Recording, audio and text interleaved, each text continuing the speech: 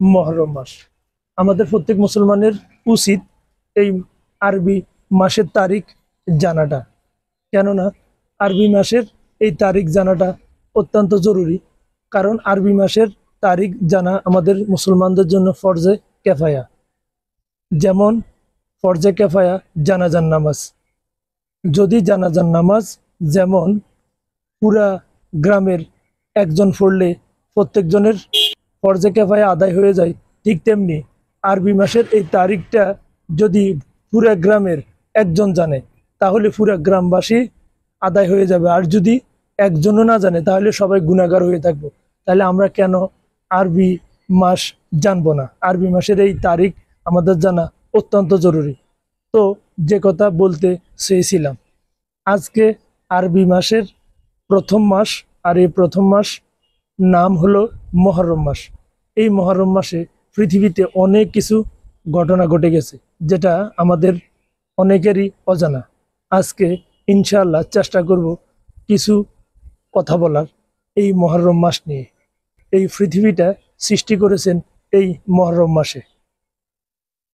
মহান রব্বুল আলামিন হযরত আদম আলাইহিস সালামকে ফল খাওয়ার অপরাধে বেহেশত থেকে বের করে দুনিয়াতে নিয়ে আসেন এই মহরম মাসে। মহান রব্বুল আলামিন আকাশ থেকে বৃষ্টি বর্ষণ করেন এই মহরম মাসে। মহান রব্বুল আলামিন হযরত সুলাইমান আলাইহিস সালামকে বাদশাহী দান করেন এই মহরম মাসে। মহান রব্বুল আলামিন হযরত নূহ আলাইহিস সালামকে একটা ছোট কিয়ামত বা প্লাবন থেকে বাঁচিয়ে রাখেন এই মহরম মাসে। মহান রব্বুল আলামিন হযরত আইয়ুব আলাইহিস সালামকে রোগ মুক্তি দান করেন এই মহরম মাসে। মহান রব্বুল আলামিন হযরত ঈসা আলাইহিস সালামকে উঠিয়ে নেন এই মহরম মাসে।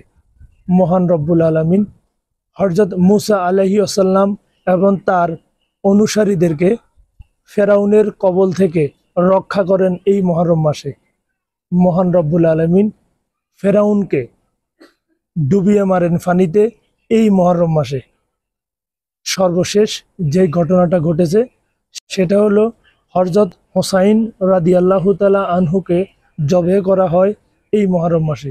কত হৃদয় বিদারক এই ঘটনাটা ঘটেছে মহরম মাসের 10 তারিখ। তো এই মহরম মাসটা এর জন্য অত্যন্ত গুরুত্বপূর্ণ এবং স্মরণীয়। আমাদের জেনে রাখা উচিত। আমরা যেহেতু মুসলমান, এগুলো আমাদের জানা অবশ্যই দরকার। আর আমরা এটা অবশ্যই জানব যে মহরম মাসের 10 তারিখে কী সব ঘটনাগুলা ঘটে গেছে। আসসালামু আলাইকুম ওয়া রাহমাতুল্লাহ।